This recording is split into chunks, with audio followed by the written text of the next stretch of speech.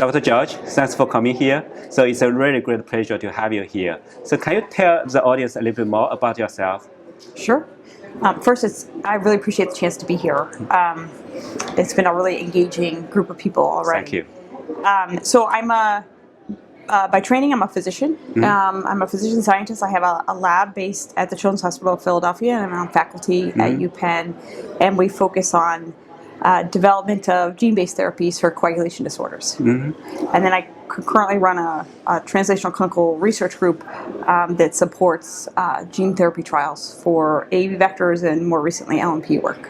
Yeah, that's great. So I think you are the perfect example for this field, doing lab work and also some clinical work. So since you are kind of monitoring more than 20 plus clinical trials, can you tell us a little bit more, like how to make the better transition from the lab to clinics? What's the hurdles there? What's the most exciting part for you?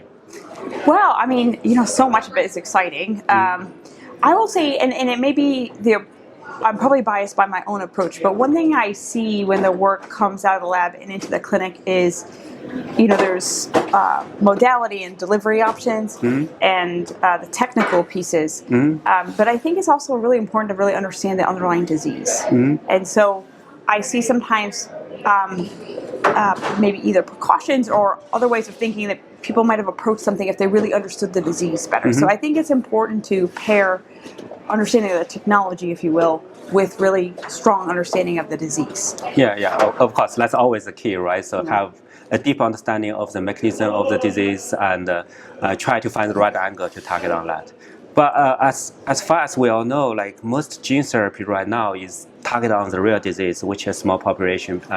So do you see if there's any potential to further apply the gene therapy to a larger population and for certain other diseases? Yeah, most certainly, and we're starting to see that. I mean, so for example, there are examples in the clinic, right? So a macular degeneration for the AAV vectors, then there's also LNP-based editing for hypercholesterolemias.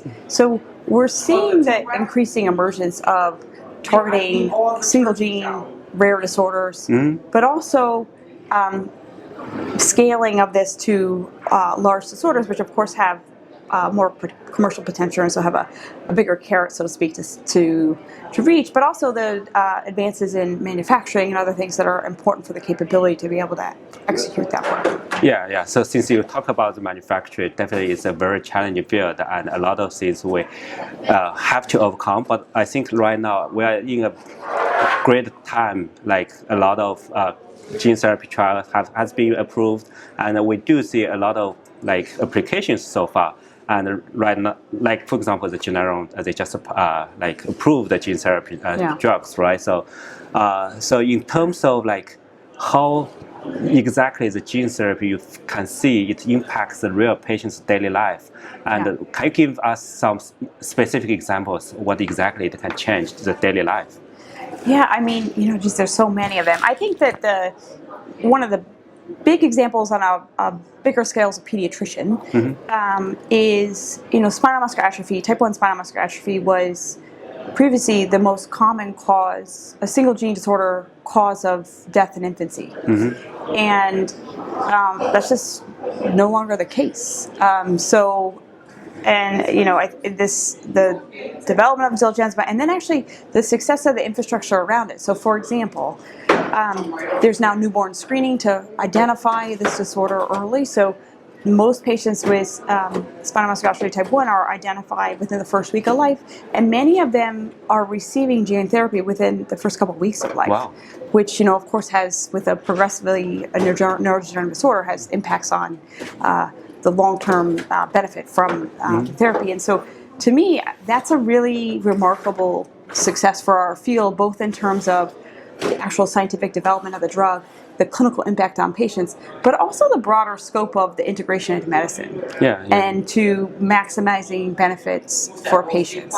So that's one example, and there's many others. For example, the Regeneron OTOF drug. I don't have direct experience with that. Our group does have direct experience with a similar approach by another pharmaceutical sponsor.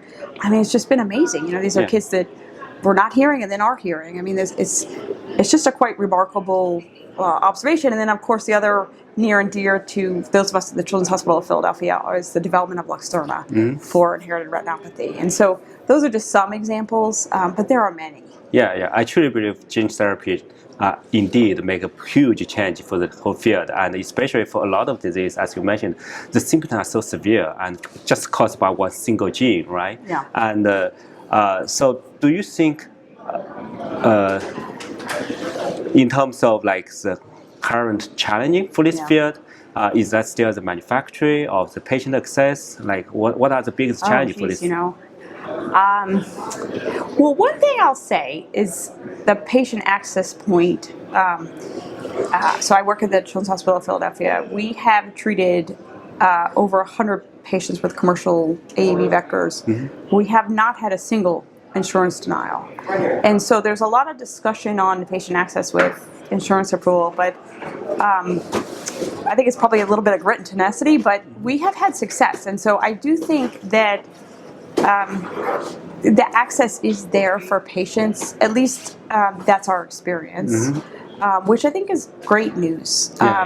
It will certainly be tested, going back to your question, when therapeutics are developed for not just rare disorders anymore, where you're talking about population-based disorders, because that will be a huge strain on insurance companies. So certainly patient access is always something that can be improved, but I remain optimistic about the availability of gene-based therapies for rare disorders, just based on our experience. I can't say with certainty that that's universally, applies to the whole country, but it has been better than I expected.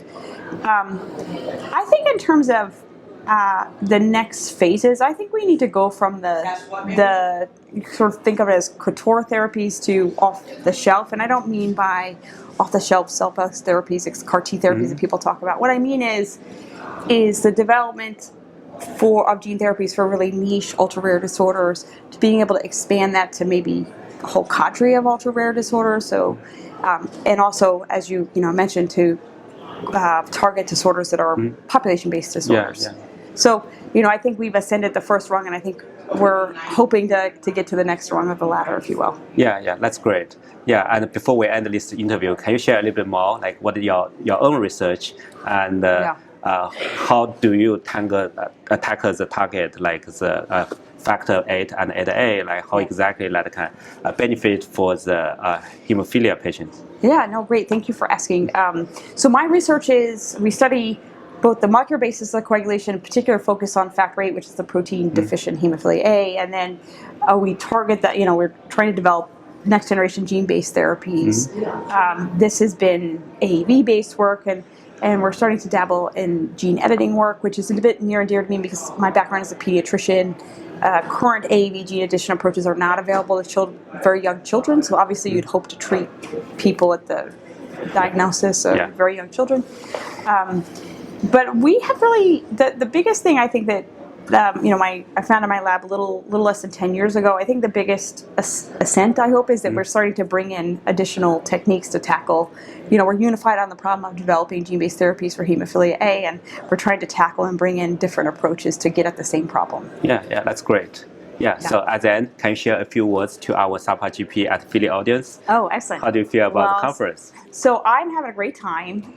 What I'm really impressed with by the conference is the level of interaction and engagement, both in the sessions, but also just walking through the hallway. And it's been great to have the chance to engage with the Philadelphia cell and gene therapy community in person at a venue which is small, share a cup of coffee, and I'm just really having a great time. So you should come join us next year. Thank you.